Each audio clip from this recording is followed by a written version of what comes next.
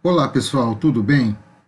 Então, como a gente não vai ter aula essa semana, né, eu resolvi gravar para vocês essa revisão para vocês terem mais propriedade para vocês fazerem a prova, né? A nossa prova é sábado, né? Sinal sábado, se não me engano, acho que no último horário.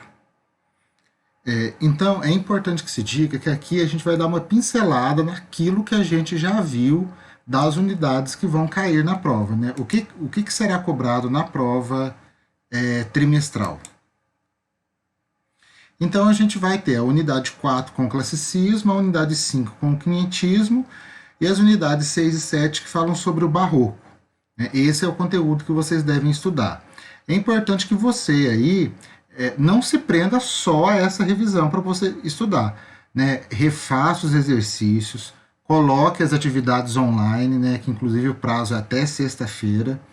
Né, para vocês concluírem as atividades do SAS, atividades online, que são os exercícios propostos. Vocês já vão ter acesso à resposta. É praticando que vocês vão aprender. Não adianta só ler a apostila e também não adianta só ficar nessa videoaula. Peguem o material todo, né, as apresentações que foram utilizadas em aula, a apostila, as atividades, tudo isso ajuda você a formar o conhecimento necessário para poder fazer a prova. Nós começamos com o classicismo. O classicismo é a escola literária que vem logo após o humanismo. Né? Lembrando que a gente, no ensino de literatura, a gente faz uma linha histórica. A gente começa lá na Idade Média com o trovadorismo e vem vindo ao longo do tempo. Né? Então a gente tem no trovadorismo, na Idade Média, muito a igreja associado ao pensamento, a igreja sendo a patrocinadora dos artistas. No humanismo, né, no período que é logo posterior, a gente já vai ter a classe burguesa. A classe burguesa que naquela época eram os comerciantes que passaram a viver dentro dos feudos. Começaram a formar os burgos, né, que é a célula embrionária do que é a cidade hoje em dia. Então, é importante que vocês saibam disso, porque isso, como eu já comentei em aula com vocês, vai refletir lá no barroco. O que é o pensamento barroco? É a tensão entre teocentrismo e antropocentrismo. Então, a gente tem a Idade Média com a igreja dominando muito no pensamento teocêntrico, Deus explicando tudo, e depois a gente vai ter um período mais racional. Né? Esse período racional, que dominado pelo antropocentrismo, ele começa no humanismo e tem seu ápice no classicismo ou no Renascimento. O classicismo é o período que como é chamado o Renascimento em Portugal. Como já comentado, o Renascimento ele é dominado pelo pensamento teocêntrico, né? Pelo pensamento antropocêntrico. O que é isso? O homem passa a pensar mais racionalmente nas coisas. Em vez de você ter o pensamento todo voltado para... em vez de você ter o pensamento todo voltado para Deus ou para a igreja, você vai ter o pensamento mais racional, mais voltado para o homem. Né? Eu dei o exemplo para vocês. Na Idade Média, se eu ficasse doente, a igreja ia dizer que você pecou, que era algum problema seu com Deus. Já no Renascimento a gente fala assim, não, peraí, eu fiquei doente, eu estou gripado, não é porque eu estou em pecado, é porque, por exemplo, eu peguei um golpe nas costas, tomei um banho quente e minha mãe falou para eu colocar uma blusa, eu não coloquei, peguei um vento frio nas costas, aí eu começo a ter uma explicação racional para os eventos que acontecem. Né? Então é um pensamento mais centrado no homem. Espero que isso tenha ficado claro para vocês. Vocês já devem ter visto isso em história e em filosofia também. Também é um período que acontece o mercantilismo. Né? O mercantilismo é o primeiro movimento de globalização que a gente tem na humanidade. Né? Com o período das grandes navegações, que a gente vai falar já já, né? Começa a se intensificar o comércio entre os povos. Né? O Renascimento ele foi um movimento que aconteceu não só no campo artístico, né? Conforme a gente conhece muito o Renascimento pelas artes, né? Leonardo da Vinci, Michelangelo, entre outros, mas ele também aconteceu na filosofia e na política. Né? A gente tem, por exemplo, grandes cientistas que são desse período do Renascimento. né, o próprio pensamento heliocêntrico, né, do Copérnico, ele é o pensamento da época do Renascimento. Né? No Renascimento a gente tem uma consequência desse período humanista, quando a igreja começa a perder força, tem o humanismo, e esse humanismo ele tem o seu ápice no Renascimento. Então o humanismo é um período de transição entre a Idade Média e a Idade Moderna com o Renascimento. E uma grande marca do Renascimento, e que para nós é muito importante, a gente vai ver isso quando falar do quinhentismo, é o período das grandes navegações, é quando Portugal e Espanha se lançam ao mar e alargam os horizontes da Europa. Em Portugal, a gente tem um período de transição, conforme eu já falei para vocês, que é o humanismo, né? E a gente tem esse período de classicismo. Classicismo é um nome usado só em Portugal, mas na realidade o período é o Renascimento, né? Que é o culto à beleza e à perfeição, né? Como características, né? Se cultua muito o que é belo, né? Se cultua muito a ciência e a razão, por isso que o Renascimento é um período mais racional, e ele tem uma linguagem mais clara e objetiva em comparação com o seu período anterior, com o trovadorismo. No texto, o que se retoma, né? O que tem de característica? A gente tem como característica o retorno dos valores clássicos. Esses valores clássicos, eles são da cultura de Grécia e de Roma. São os valores greco-romanos, como a gente vê aqui na imagem, é uma escultura da época do Renascimento, inspirada na mitologia grega, né? Que a gente fala greco-romana ou greco-latina. Toda vez que a gente falar greco-latina, a gente está falando também de Roma. Né? Então, ou é greco-romano ou é greco-latina, a gente está falando de Roma também. Né? É um rompimento total com a Idade Média, e a gente vai ter justamente esses temas pagãos incorporados. A gente não vai ter só a poesia falando de Deus ou de coisas mais transcendentes. A gente vai falar de valores mais humanos também. Por exemplo, o amor carnal é um exemplo disso. Né? Por exemplo, o desejo é um outro exemplo disso. Marca o período do classicismo em Portugal, né? Inclusive é uma das marcas históricas, é quando Sá de Miranda, um poeta, retorna para Portugal, ele estava na Itália e apresenta a medida nova. Essa medida nova, o que é? Essa medida nova são os versos com 10 sílabas poéticas. São chamados versos decassílabos. Né? Na aula de escansão você já deve ter visto isso. Né? A gente vai comentar isso ainda em sala. Né? E ele traz, além do verso decassílabos, sobretudo essas formas poéticas. A elegia, a ode, a écloga e o soneto. Vamos focar no soneto. Né? O soneto é o mais importante, que é uma forma de poesia que a gente tem até hoje. Até hoje é muito cultuada entre os poetas, sobretudo os mais modernos. Né? Tem movimentos de indas e vindas que favorecem o soneto. Então, o soneto é aquela forma poética formada por 2 quartetos e 2 tercetos, exatamente nessa ordem. A gente já viu isso também na aula de escansão. Então, o classicismo é marcado por isso, medida nova e soneto. Por isso, o soneto, chamado soneto perfeito ou soneto clássico, é o soneto formado por 10 sílabas poéticas. Flávio, mas eu posso ter soneto que não tem 10 sílabas poéticas? Pode, acontece, se eu não me engano, Vinícius de Moraes até faz isso, se eu não estou muito enganado. Mas ele não é um soneto clássico. Soneto clássico tem 10 sílabas poéticas em todos os versos. Beleza? O Sá de Miranda, ele é conhecido mais por esses incrementos na estética classicista, né? Na estética da forma do poema. Né? Agora, o grande representante desse período em Portugal é o Luís de Camões, né? O Luís Vaz de Camões. Sobretudo com a sua poesia lírica, né, que ele possui características diferenciadas.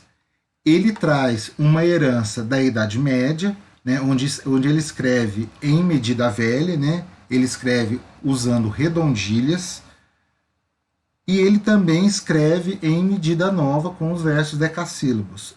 Essa fase dele de versos decassílabos, dos sonetos, é a fase mais conhecida dele.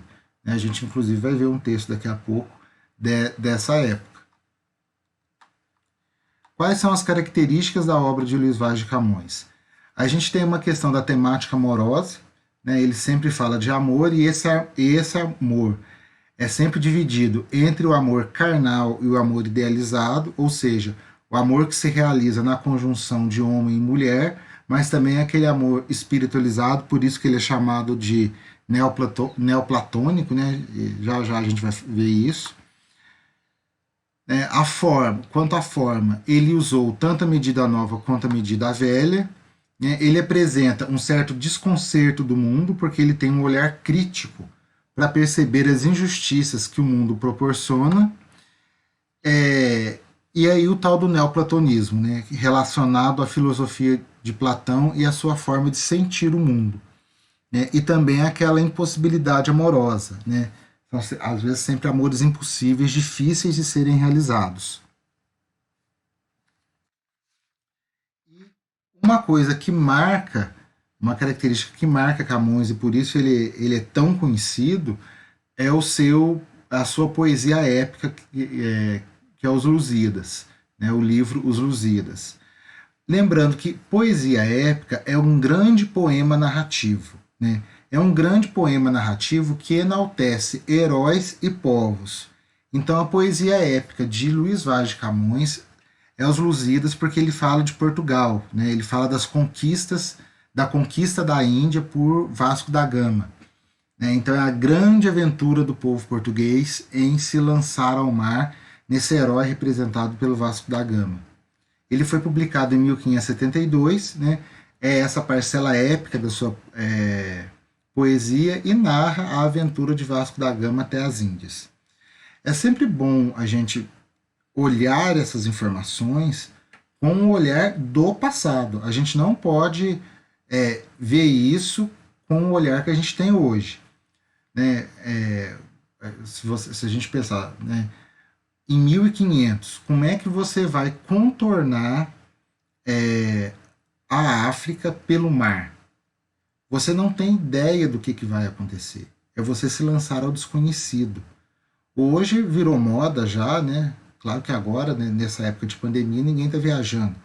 Mas virou moda os tais cruzeiros, né? Existem cruzeiros aí que atravessam o Atlântico, demora uma semana, 15 dias. Agora você faz ideia, e é um passeio turístico, né?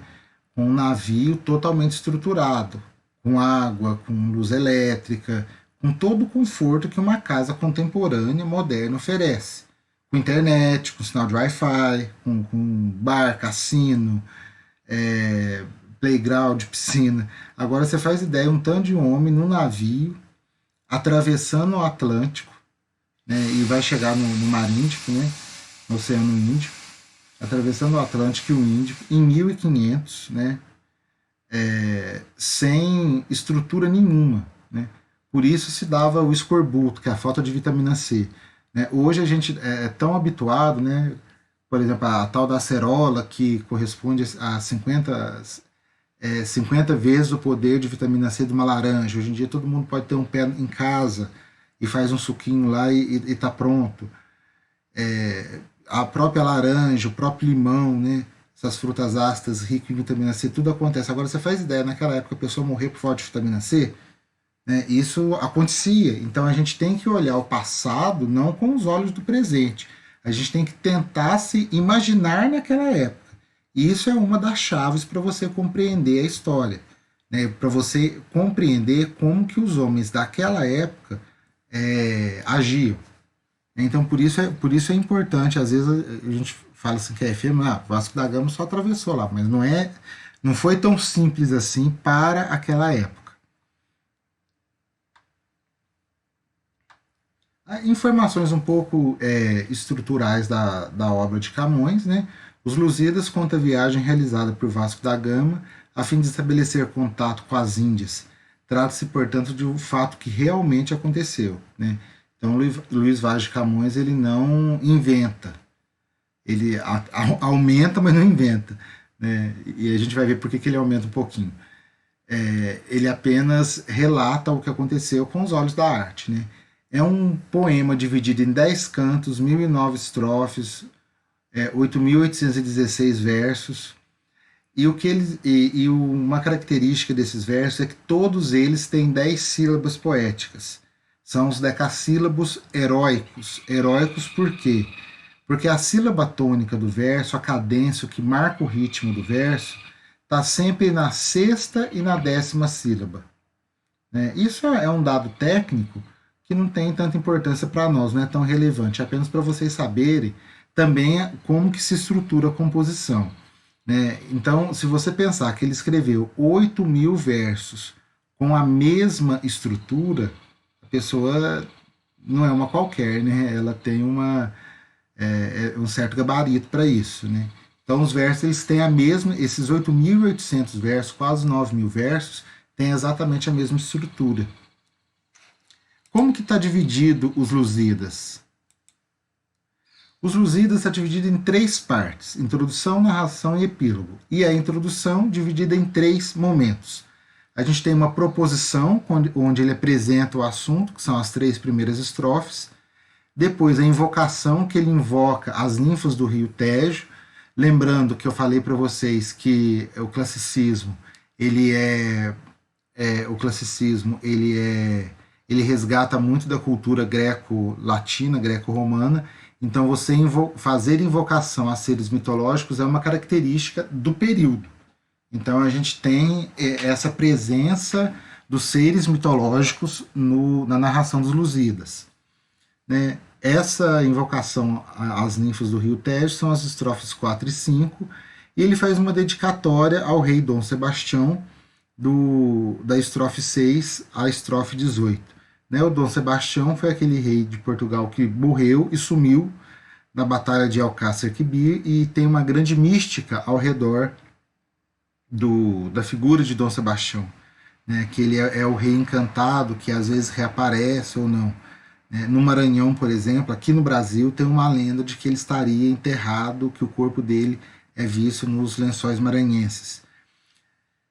E é interessante que o segundo ano, né, eles estão vendo o modernismo português. O modernismo português resgata também essa mística de Dom Sebastião. Então, Dom Sebastião é um rei de Portugal, né, ele é muito presente na história portuguesa. A narração é a história em si, né, que vai da estrofe 19 do canto 1 até a estrofe 144 do canto 10º. E o epílogo é o final, é a conclusão. São as estrofes de 145 a 156 do canto 10º. As principais passagens dos Lusíadas. Né, é o velho do Restelo, que após avistar as embarcações saindo, né, do rio Tejo e indo para o mar, na praia do Restelo, ele alerta sobre os perigos da ambição dos portugueses em querer dominar o mar, em querer ser uma grande nação. A gente tem o período da Inês de Castro, né, a passagem da Inês de Castro, que narra a história, que aí é uma história real, né, conforme a gente viu em sala, do amor entre Dom Pedro e Inês de Castro. Dom Pedro I de Portugal, não é o Dom Pedro I nosso, não. É o Dom Pedro I de Portugal, e Inês de Castro foi a rainha que foi coroada depois de morta. E o gigante Adamastor, que é um ser mitológico que está presente na obra do Luís Vaz de Camões, ele personifica a passagem pelo Cabo das Tormentas.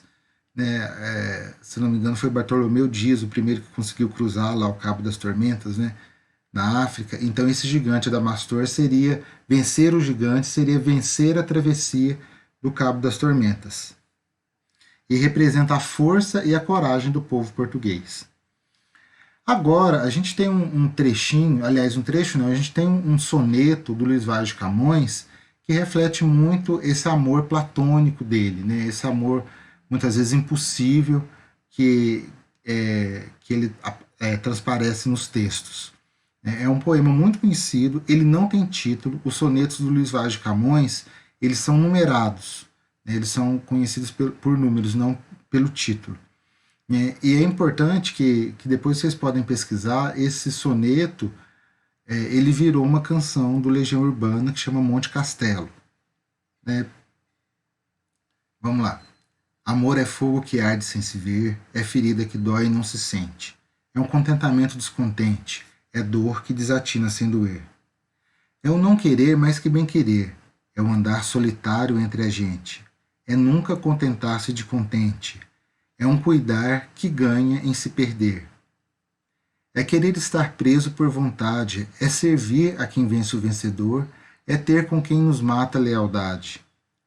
Mas como causar pode seu favor nos corações humanos amizade, se tão contrário a si é o mesmo amor? Então, o Luiz Vaz de Camões dá uma definição do que é o amor, do que é esse sentimento amoroso. Esse sentimento ele é cheio de contrastes, ele é cheio de ambiguidades, né? É ferida que dói e não se sente, é o contentamento descontente. Né? Então, como é que pode ser contentamento, como pode ser descontentamento ao mesmo tempo? Então, ele diz que e aí a gente vê essa questão do neoplatonismo, né, dessa impossibilidade da realização amorosa. Essa impossibilidade se dá pelo contraste, né, pelos contrários do que significa o amor. Tá certo? Aí chegamos no quinhentismo. Né? O quinhentismo ele é o período quinhentista, né, é o período literário que acontece basicamente só no Brasil, né, e como o próprio nome já diz, nos anos de 1500. O período conhecido como quinhentismo surge então como consequência dos avanços durante os períodos do humanismo e do classicismo, com o projeto expansionista das nações europeias no início do século XVI, especialmente de Portugal. A chegada dos portugueses determinou a produção da literatura no Brasil e não a literatura do Brasil. Guardem isso que a gente vai ver essa diferença, o que é literatura no Brasil e do Brasil. Então, o quinhentismo está diretamente ligado ao período das grandes navegações. E, sobretudo aqui no Brasil, ele reflete o primeiro século de colonização portuguesa, né, de colonização europeia. Então, o período do quinhentismo ele é basicamente de 1500 a 1600. Então, é este primeiro século. O que os portugueses aqui vieram fazer? Não é mesmo? Então, lembra que eu falei para vocês que a literatura no Brasil e literatura do Brasil tem essa diferença. Existe uma diferença conceitual. Os portugueses, eles trouxeram a literatura para o Brasil, isso é uma questão que a gente tem sempre que estar refletindo. Né? E qual que é a diferença disso? Né? O índio, ele não tinha, não é que ele não tinha literatura, ele não conhecia, para a cultura indígena, não era importante a escrita. Né? Eles tinham a língua, eles tinham um sistema linguístico estruturado. Porém, era o que é chamado, chamadas populações ágrafas. Ágrafas é sem grafia. Não sei se a Raimunda já comentou com vocês a questão de formação de palavras. Né? Tudo que tem o prefixo a significa sem. Né? Então, a grafia, né? Grafia é escrita, sem escrita. Então, é uma sociedade ágrafa, uma sociedade que não conhece a escrita. Então, isso está certo ou está errado? Não tem resposta para isso. Eles tinham, o índio vivia daquele jeito. Eles viviam passando, eram o que é chamado sociedades orais. As histórias eram contadas de pai para filho, né? de filho para neto, e assim indo sucessivamente. Então, eram tradições, e ainda hoje são, né? Não eram, ainda hoje são, tradições que não priorizam a escrita. Né, priorizam o oral. Aí, o professor Antônio Cândido, um dos mais entendidos em literatura do Brasil, né, aliás, os dois, né, tanto Antônio Cândido quanto Afrânio Coutinho, diz que a literatura iniciou-se quando a literatura do Brasil iniciou-se quando passou a existir um sistema literário que permitiu a circulação de obras e textos além da existência do público leitor. Essa circulação de obras e textos, ela passa a existir basicamente só com o período barroco. Né? Você não tinha no primeiro século de colonização um sistema, a gente não tinha nem as cidades, nem vilas, nem cidades como a gente conhece hoje. Então você não tinha formação de público leitor. Né? Essas cidades, esse público leitor passa a se estruturar 100, 150 anos depois. Já o Afrânio Coutinho, também que é outro renomado estudioso da literatura, fala que a literatura ela iniciou-se desde o primeiro momento que os europeus chegaram no Brasil. Né? Então, vejam que são duas visões antagônicas, são duas visões totalmente diferentes uma da outra. Tem alguma resposta certa ou errada? Não tem. Isso vai depender do ponto de vista que você vai defender. Né? Se você defende um ponto de vista de colonização, o Afrânio Coutinho está correto. Né? Porque é o europeu que traz o sistema de escrita, é o europeu que traz a grafia, é o europeu que traz a imprensa. Né? Já o Antônio Cândido fala que não. Né? Aí eu tenho o índio já tem uma literatura estruturada, porém não escrita. Né? A gente vai ter a questão da miscigenação. Então, são visões antagônicas, mas ao mesmo tempo complementares. Né? Depende do ponto de vista que você quer adotar. Esse período do quinhentismo, sobretudo as grandes navegações, elas foram motivadas pelo comércio de especiarias, né? Pela rota de especiarias, que a gente já viu, vocês já estudaram isso em história, né? Antigamente tinha duas rotas para o Oriente. A gente tinha a rota marítima, dominada pelos italianos, e a rota terrestre, dominada pelos turcos.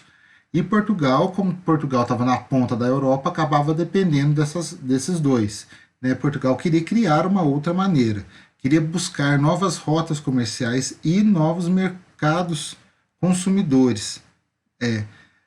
Extrair as especiarias e depois criar um mercado consumidor. Né? Então, o objetivo das grandes navegações era isso. Além disso, a gente tem também a questão da expansão da fé católica. Né? Como vocês viram isso no livro Os Cronistas do Descobrimento. Né? Eu não estou aqui falando nenhum absurdo. Né? Quando chegam no Brasil, os portugueses veem no Brasil a possibilidade de terra fértil, com uma natureza totalmente exuberante e exótica, muito diferente de tudo aquilo que eles conheciam na Europa. Né? O Pero Vaz de Caminha usa uma expressão que foi difundida durante muito tempo. Quando eu era estudante, ainda se falava nisso, hoje nem tanto. Mas quando eu estudava, se falava muito que no Brasil tudo que se planta dá. A gente sabe que não é assim. Tem um trabalho científico de agricultura para que a colheita dê frutos. Né?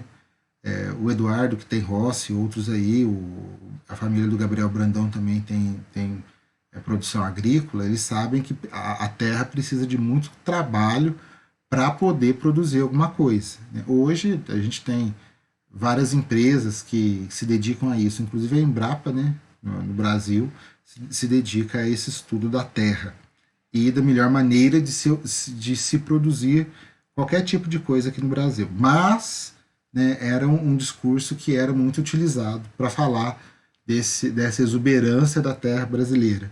Né, o Brasil, tudo que se planta dá. Né? E os portugueses chegaram aqui e começou o primeiro ciclo econômico do Brasil. E vocês também já viram isso em história, né? Os ciclos econômicos que aconteceram no Brasil. Né? O primeiro é o ciclo do pau-brasil, onde os portugueses acabaram com a Mata Atlântica, né, e tiraram todo o pau-brasil, né, reduziram, né, a Mata Atlântica a 7% da sua cobertura original, cortando o pau-brasil e mandando para a Europa. Não é mesmo? E o quinhentismo marca também o início da colonização. Né? A colonização no Brasil começou com esse senhor aí, só na década de 30 anos depois do descobrimento, em 1530, Martim Afonso de Souza chega no Brasil e começa a ocupar São Vicente, né, que é uma ilha ao lado de Santos. Né? Santos tem uma parte que é uma ilha também, e começa a efetivamente trazer portugueses para morar e explorar a terra. né? Então, e sobretudo, a colonização no Brasil, que foi uma colonização de extração, ela se ocupa na margem, né? No litoral. Ela não é uma. A gente não tem uma colonização interiorana.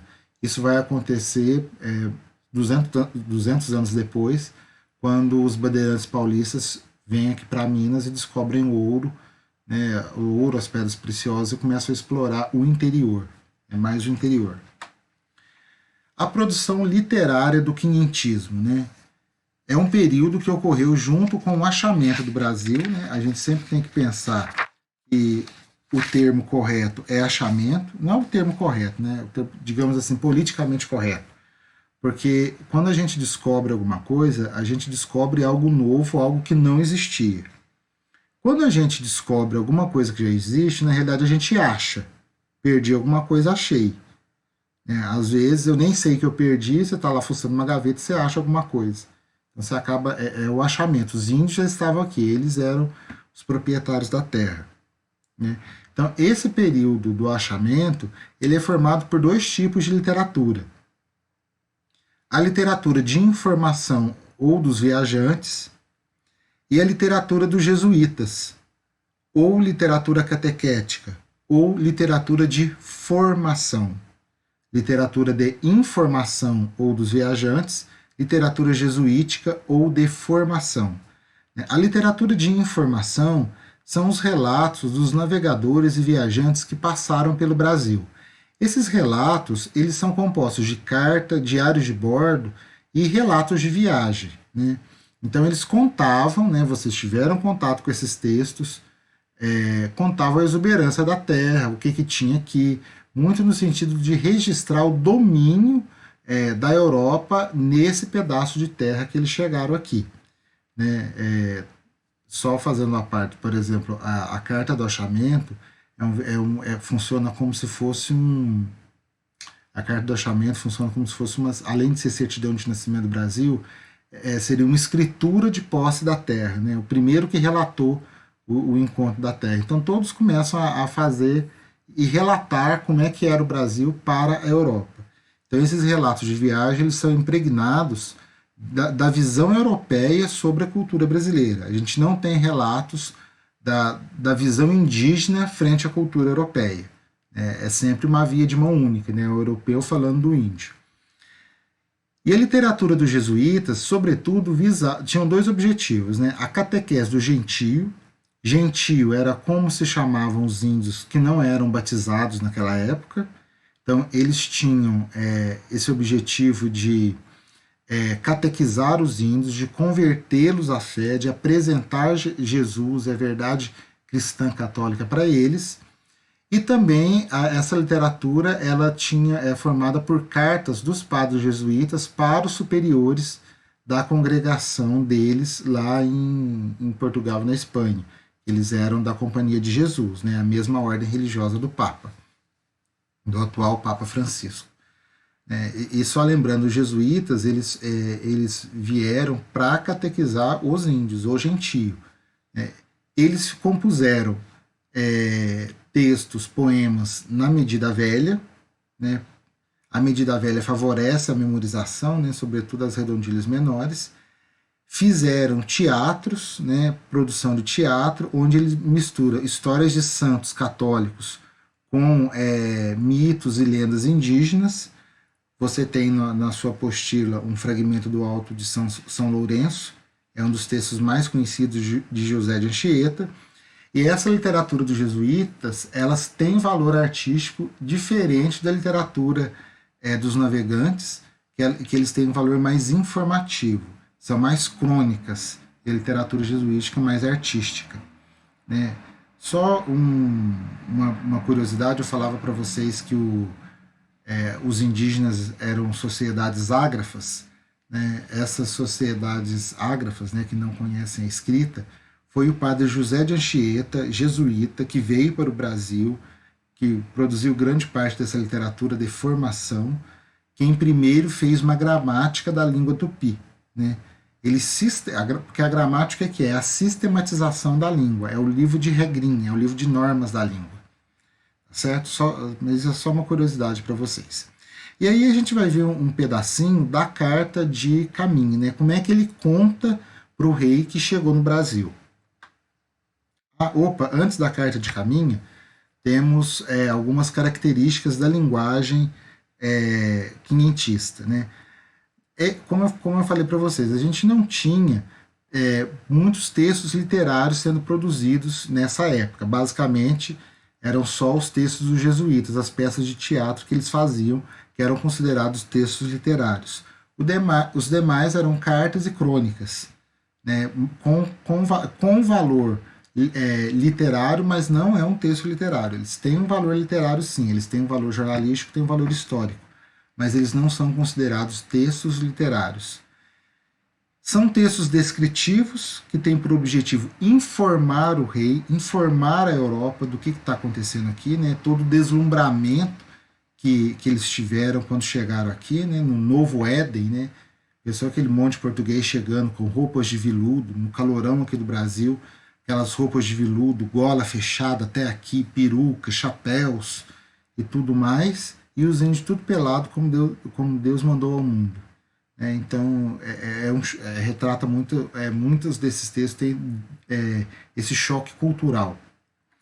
E todos escritos em linguagem culta, né? Então, o que pode dificultar um pouco a leitura. Né? Dificulta, mas não impede. Né? Exige um pouco mais de vocês, como vocês viram na obra dos cronistas do Descobrimento. Esse é um fragmento do comecinho da carta de Caminha, né? Vamos fazer a leitura junto.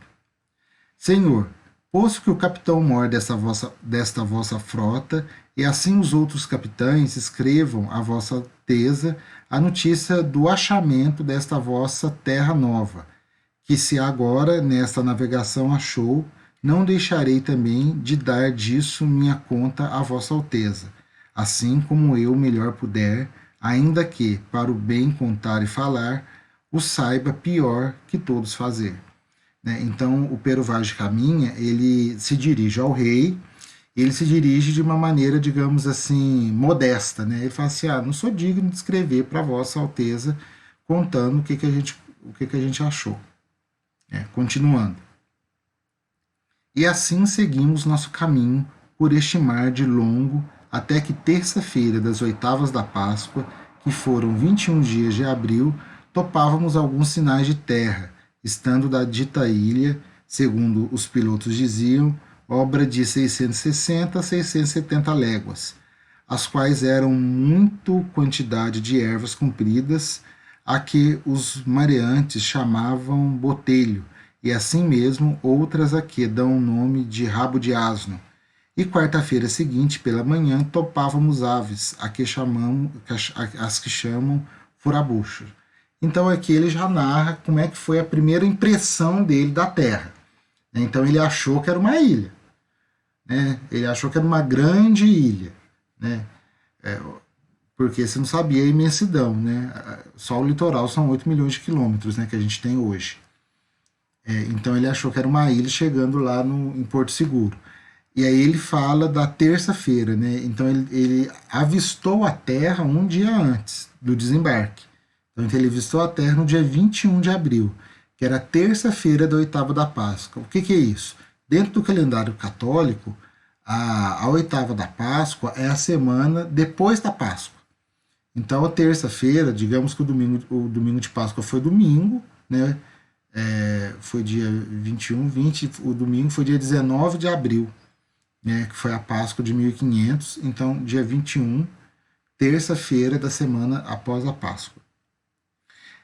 Nesse mesmo dia, à hora das vésperas, houvemos vista de terra, a saber, primeiramente, de um grande monte, muito alto e redondo, e de outras serras mais baixas ao sul dele, e de terra chã, com grande arvoredo, ao qual monte alto o capitão pôs o nome de O Monte Pascoal, e a terra de Veracruz.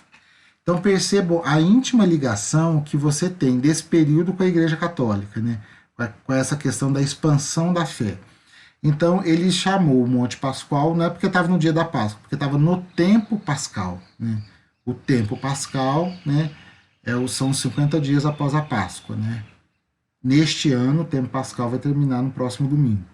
neste ano, né? A Páscoa é uma festa móvel. E a terra de Vera Cruz, né? A terra do crucificado, a terra de Jesus. Vera é no sentido de verdadeiro, né? A verdadeira terra da cruz. Seria aqui o Brasil, que após tanto sacrifício eles acharam. Então percebam que ele fala que começa o texto dizendo que ele é humilde, não pode contar essa aventura para o rei. Né? Depois ele fala que avistou a terra no dia 21 de abril. Né? Quando fala a hora da véspera, é por volta de 5 horas, é quando se faz a oração das vésperas, né? na tradição católica. Então, por volta de 5, 6 horas, faz as vésperas, né? Que é a chamada oração da tarde. Né? Ele avista o Monte Pascal. Avista o monte que dá o nome de Monte Pascal, porque estava no período da Páscoa. Né? E a terra é de Vera Cruz, né? A verdadeira terra da cruz. Já um outro símbolo católico. Tá certo?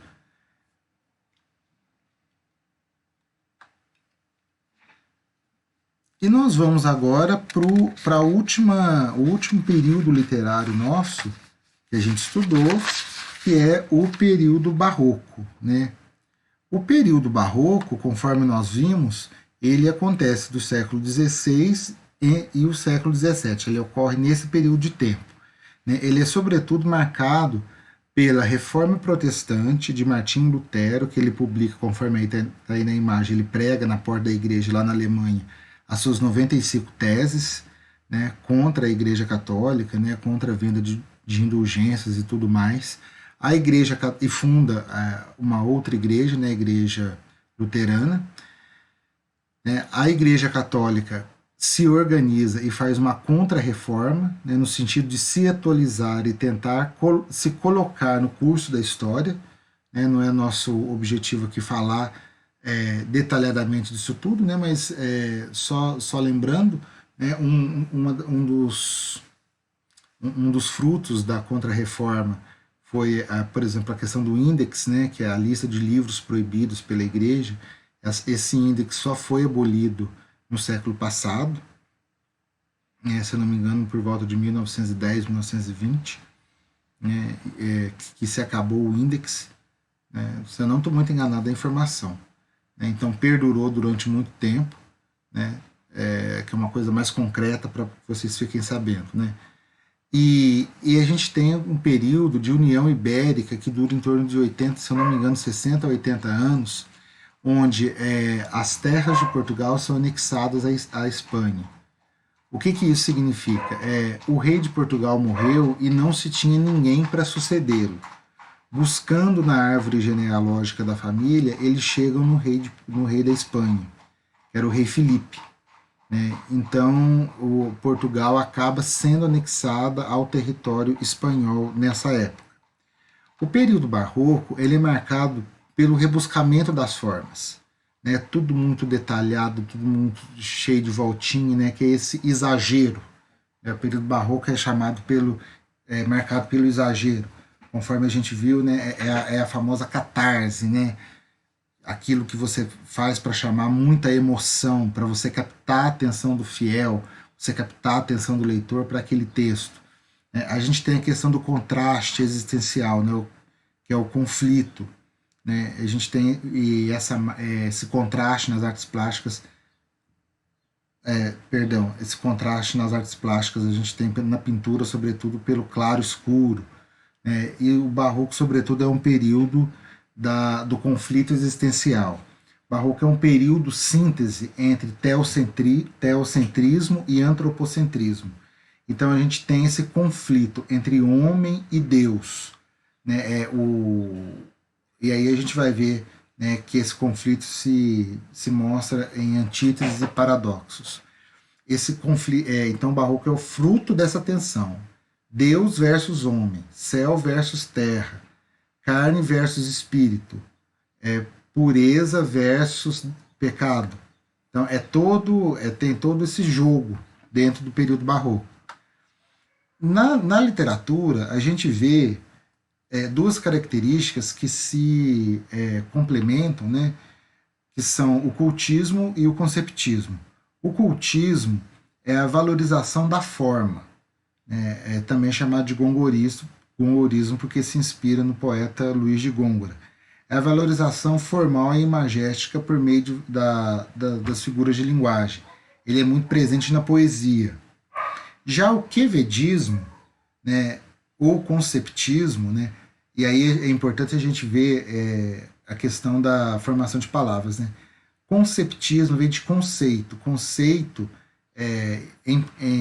na raiz da palavra é concepto, né? Então é conceito, aí a gente tem a ideia. É a valorização da ideia, do conteúdo do texto, do jogo de raciocínio lógico, da argumentação. Isso a gente vê na prosa barroca. Né? Então a gente tem cultismo com poesia, conceptismo com a prosa. Essa dualidade, esse jogo existencial que acontece no barroco, ele se dá basicamente através de duas figuras de linguagem, a antítese e o paradoxo. E é muito importante que vocês prestem atenção nisso e não confundam antítese e paradoxo. O que é antítese? Antítese é a aproximação de dois pensamentos contrários, expressos por meio de palavras ou frases. Então, na antítese tem dois contrários que se aproximam. Claro e escuro, por exemplo, som e silêncio. Já no paradoxo, eu tenho essa aproximação de contrários, só que um contrário se sobrepõe ao outro. O que vem a ser isso? Um contrário, ele altera o sentido do outro contrário. Por exemplo, né? Vou dar um spoiler de um exemplo aqui, que eu inclusive falei em aula para vocês. Comprei um novo carro velho. O que significa isso? O carro, ele é novo para mim, mas ele já é usado. Então, o velho altera o sentido do novo e o novo altera o sentido do velho. Então, aí eu tenho um jogo de uma coisa, de um contrário alterando o sentido do outro. Né? Então, antítese, aproximação das ideias contrárias. Paradoxo, um contrário alterando a ideia do outro contrário.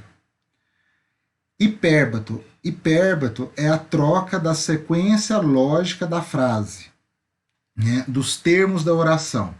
Em língua portuguesa, a gente tem uma oração, uma frase com a seguinte estrutura: sujeito, verbo e objeto. Né? O predicado é o verbo mais o objeto. Sujeito, verbo e objeto. O hipérbato vai alterar essa forma, por exemplo, vai colocar objeto, sujeito, verbo, por exemplo. Então a gente tem que conhecer um pouquinho de gramática para poder perceber o hipérbato. O hipérbato é uma figura de construção sintática. Vamos ver alguns exemplos práticos sobre isso. Tristeza não tem fim, felicidade sim.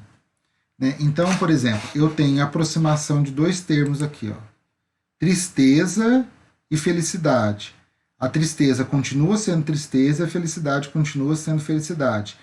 Um não alterou o sentido do outro. Eles estão próximos, né, na mesma estrofe dessa canção ou poema. Né, isso daqui é um fragmento de música, né, de Vinícius de Moraes. Na apostila tem uma canção do Lulu Santos que tem muito esse espírito. Por exemplo, e isso aqui é uma música que fez muito sucesso anos 80, anos 90, até hoje. Não existiria som se não houvesse o silêncio. Dois contrários próximos, som e silêncio, um não interferindo na significação do outro. Não haveria luz se não fosse a escuridão. Luz e escuridão. Um próximo do outro e eles mantêm o mesmo significado.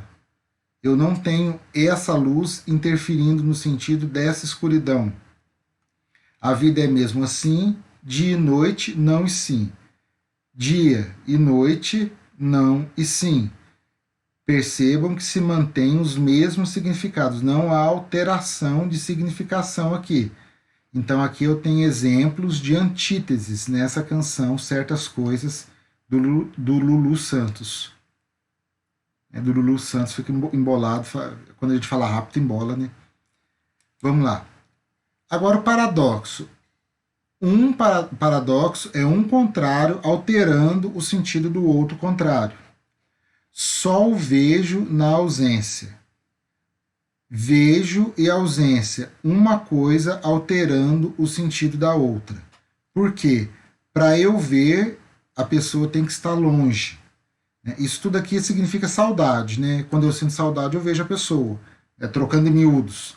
Acho que todo mundo já teve esse tipo de sensação, esse tipo de sentimento em algum momento da vida, né? Seja para o bem ou para o mal. Às vezes você tá vem um pensamento ruim, você lembra de determinada pessoa, mas de uma maneira negativa. Mas a saudade ela é muito mais positiva. Você vê a pessoa quando você sente falta dela, né? Então, só o vejo na ausência. Então, esse verbo aqui alterou essa significação de ausentar aqui desse substantivo.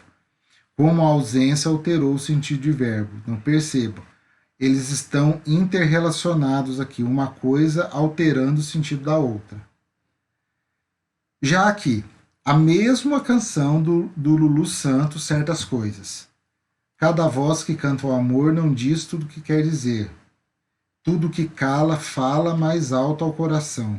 Silenciosamente eu te falo com paixão. Eu te amo calado como quem ouve uma sinfonia. Tudo que cala, fala mais alto. Então, esse calar, esse sentido de silêncio aqui, alterou o sentido desse barulho. Como que o silêncio, ele fala mais alto?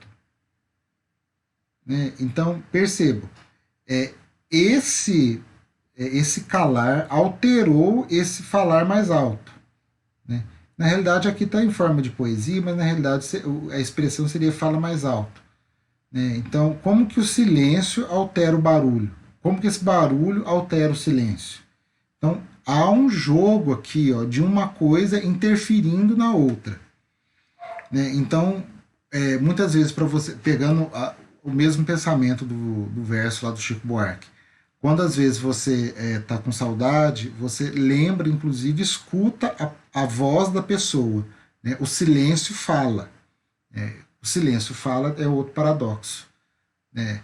Quando, e na realidade, o que isso diz? Né? Você já imagina, acho que todo mundo já passou por isso, com pai, com mãe. Né? Você está pau da vida, você está lá gritando, xingando, esperneando, a pessoa está em silêncio olhando para tua cara. Tá nem aí com você. Aí você fica mais irritado ainda.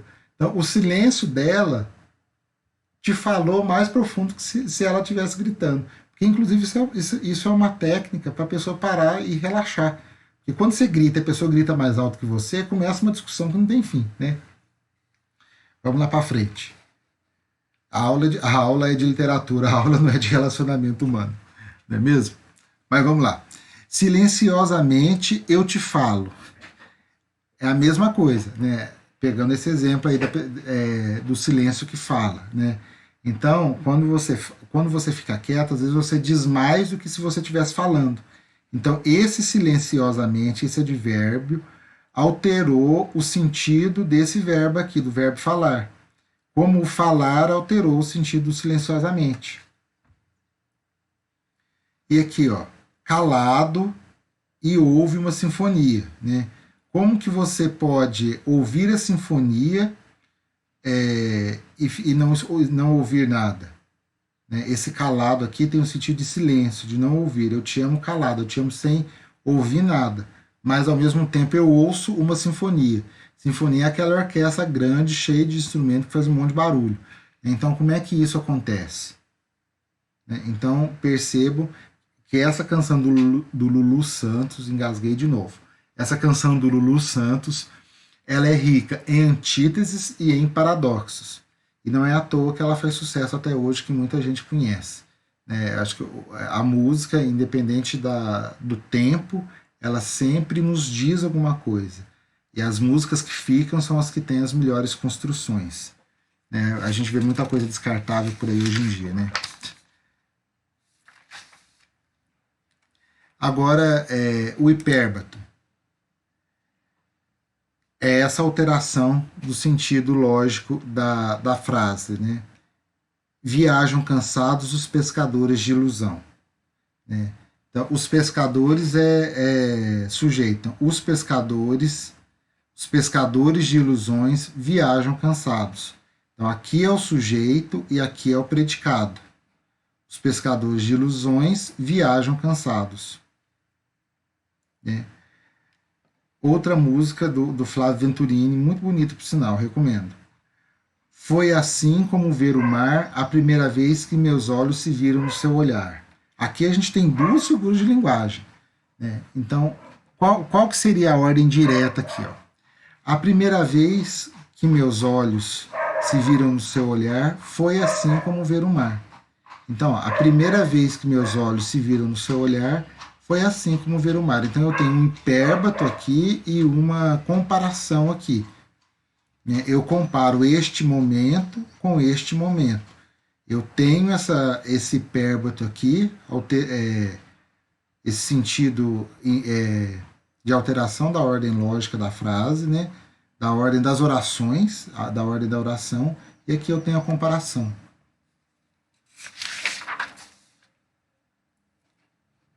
O barroco, na escultura, né, ele foi caracterizado, sobretudo, pela questão das expressões faciais e o movimento que se dá, sobretudo, por essa monte de dobrinha na roupa que os escultores faziam, né, tentando simular o balançar dos mantos, das vestes. Né. Ele foi fundamental na divulgação e difusão da Contra-Reforma, né, com os valores cristãos. Os grandes escultores barrocos, né, a gente tem o Bernini e o Aleijadinho. E na pintura, a gente tem, aqui a gente tem uma obra do Caravaggio, né, eu estou olhando para o lado porque meu monitor maior está aqui do lado, perdão. Né, a gente tem sempre esse privilégio por cenas mais abertas e a composição em diagonal. A grande característica da pintura barroca é a oposição de claro e escuro. Então, se vocês perceberem aqui, ó, a gente tem uma grande parte da obra escura, né? Essa obra chama o Enterro de Cristo. Então, você vê, a grande parte das personagens da obra, elas estão na penumbra, e a iluminação toda é em Cristo. Né? Ele é o personagem principal. Né? E são pinturas mais realistas, com expressões faciais, talvez menos idealizadas que no Renascimento. No Brasil, o barroco brasileiro, a gente vai ter basicamente uma produção literária mais no Nordeste. É importante se dizer que o barroco está diretamente relacionado com o ciclo da cana-de-açúcar.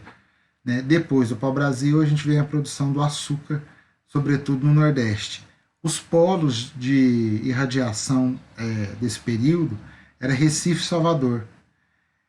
E aí a gente tem uma diferença do Nordeste para o Sudeste. No Nordeste, a gente vai ter uma produção literária e no Sudeste, uma produção mais voltada para a questão das artes plásticas.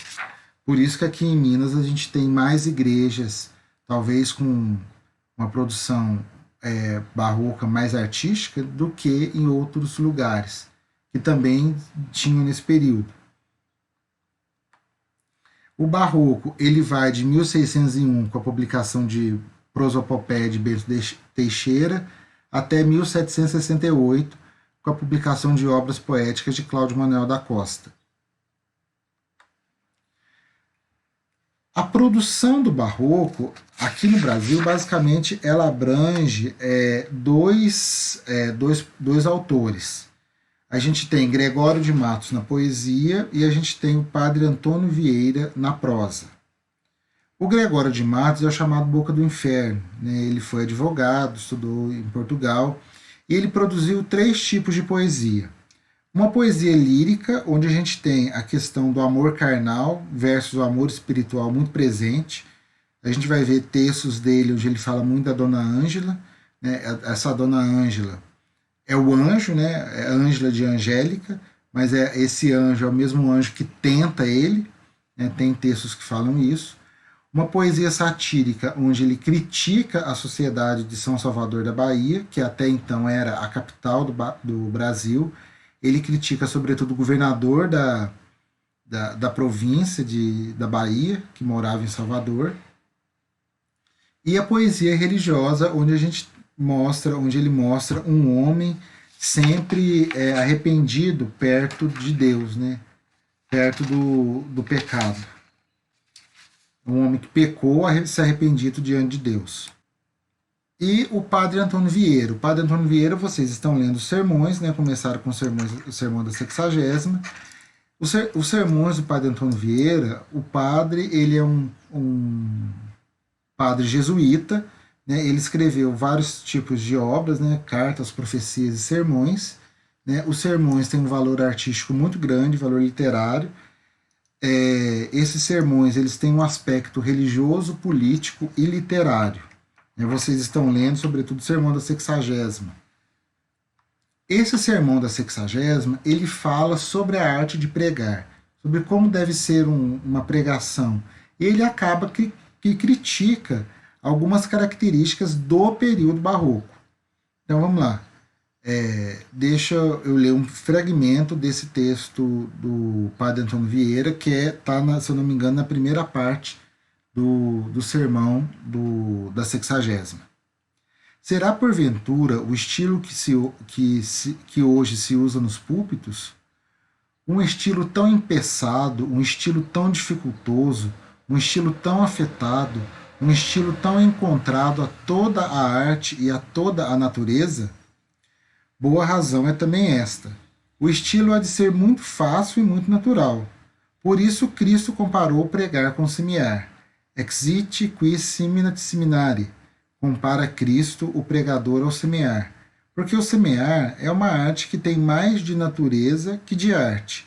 Nas outras artes, tudo é arte. Na música, tudo se faz por compasso. Na arquitetura, tudo se faz por regra. Na aritmética, tudo se faz por conta. Na geometria, tudo se faz por medida. Então percebam que ele faz essa crítica a esse excesso de afetação do texto. O texto precisa ser difícil, o texto precisa ser rebuscado, o texto precisa ser cheio de frufru. Não, o texto tem que ser claro, tem que ser muito fácil. A pessoa tem que entender o texto logo de cara. Senão, não vai valer de nada a sua pregação, o seu texto, né? Então, é interessante a gente perceber como é que ele coloca isso. Né?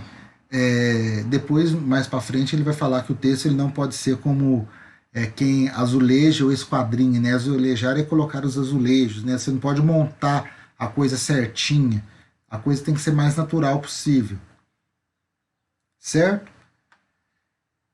Aí temos um soneto do tipo de poesia religiosa, lírico-religiosa, do Padre Antônio Vieira. E os textos e os títulos deles geralmente são cumpridos a si mesmo. A Cristo Senhor ressuscitado, a Cristo Senhor nosso crucificado, estando poeta na última hora de sua vida. Meu Deus, que estás pendente em um madeiro, em cuja lei protesto de viver, em cuja santa lei hei de morrer, animoso, constante, firme e inteiro. Neste lance, por ser o derradeiro, pois vejo a vida anoitecer, meu Jesus, a hora de se ver a brandura de um Pai manso cordeiro. Muito grande é vosso amor e meu delito, porém posso ter fim todo o pecar, e não o vosso amor que é infinito. Essa razão me obriga a confiar que por mais que eu pequei neste conflito, espero em vosso amor de me salvar. Então percebam, ele se coloca como pecador arrependido diante de Deus. Né? O Cristo crucificado, provavelmente ele está fazendo essa oração na frente de um crucifixo.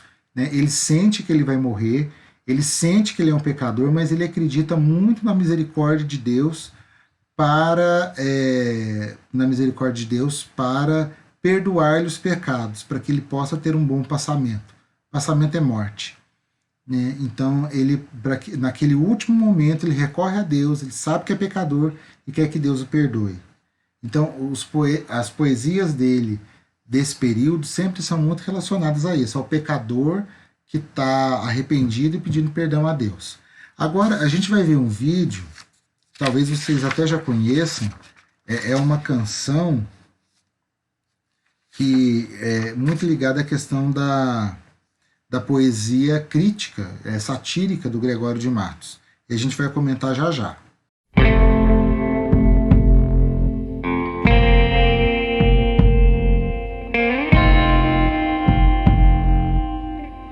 Na oração que diz a terra, Deus que a quem está o cuidado dado. Pregue que a vida é emprestada, estado, mistérios mil que desenterra, enterra. Quem não cuida de si que é terra, erra.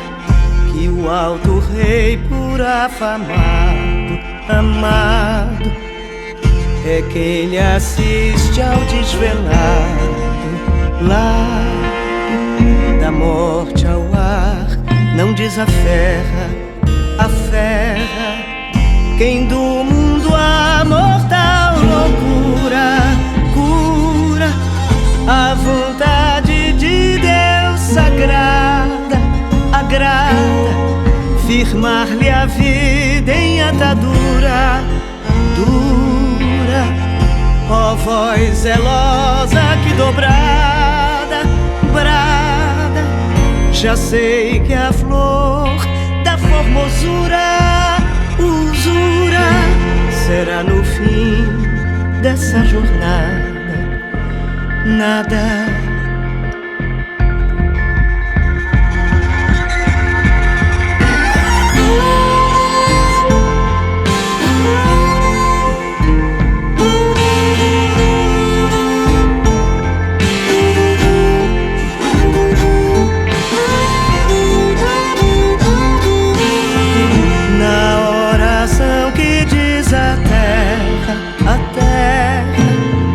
Quer Deus que a quem está o cuidado dado. Pregue que a vida é emprestada, estado, mistérios mil que desenterra, enterra. Quem não cuida de si que é terra, erra.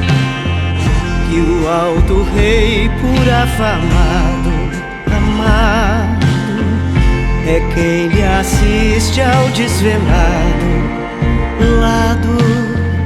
Da morte ao ar não desaferra, aferra. Quem do mundo a mortal loucura cura, a vontade de Deus sagrada agrada, firmar-lhe a vida em atadura dura. Ó voz zelosa que dobrada brada, já sei que a flor da formosura usura será no fim dessa jornada nada.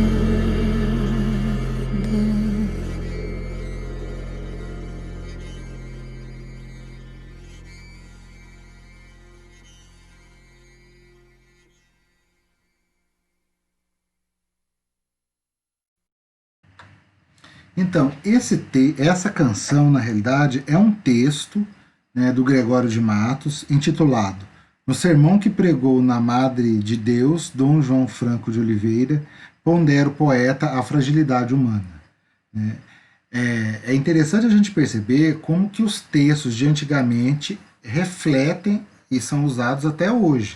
Então, para quem acompanha a televisão, essa música ela foi usada naquela novela Velho Chico, né, que até o ator morreu. Então, talvez alguém da sala tenha visto.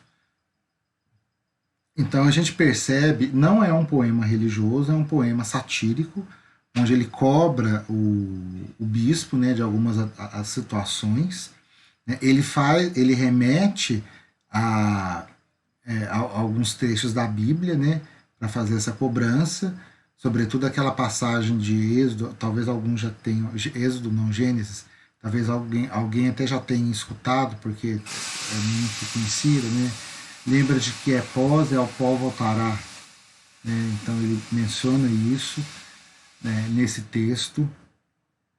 E percebam que a forma de composição desse soneto, né? A gente tem um soneto, aí 2 estrofes de 4 versos, 2 estrofes de 3 versos, e essas palavras que estão depois dos pontinhos acabam funcionando como eco, né? Como se você estivesse numa igreja imitando a sonoridade da igreja. Na oração que diz a terra, a terra, a terra, a terra, né? Que é Deus a quem está o cuidado, dado, dado, dado, né? Então o cuidado de Deus nunca pode ser cobrado, ele tem que ser dado sempre, né? E por aí a gente vai, né? Fala da usura, né? A gente não pode nunca ficar emprestando dinheiro a juros, isso é pecado. Usura é esse empréstimo de dinheiro a juros, né? O que faz o AJ, por exemplo. Bem, pessoal, o conteúdo que eu tinha para passar para vocês é isso. Eu achei que foi um pouco rápido, são 3 unidades densas, mas eu acho que o objetivo foi cumprido. Eu vou reiterar, né? Reiterar é dizer de novo, reafirmar. Eu vou reafirmar com vocês o compromisso que vocês têm, né? Não adianta estudar só por essa videoaula. Vocês têm que ler a apostila, vocês têm que fazer os exercícios da apostila. Tem até sexta-feira para colocar em dia as atividades online do SAS, né? E com isso praticarem essas teorias. Não adianta nada eu ficar falando aqui de teoria para vocês se vocês não perceberem como é que as coisas funcionam na prática, tá certo? Precisando de alguma coisa, não hesitem, não tenham medo de perguntar e falar e bater o tambor. Podem me chamar no WhatsApp, o César já encaminhou o e-mail para vocês, podem perguntar por e-mail, pode perguntar no grupo da sala. Dúvida com relação à disciplina, posso responder no particular, não tem problema não, mas o interessante é vocês colocarem no grupo da sala, porque no grupo todo mundo lê a resposta, ou pelo menos em tese, né? Todo mundo deveria ler a resposta, tá certo? Então, usem os canais de comunicação. O importante é que você não tenha dúvida, ok? E muito importante também, vejam a videoaula sobre o Barroco para que vocês não tenham dúvidas sobre o conceito geral do período, essa questão toda. Tá certo? Pessoal, até mais. Tchau!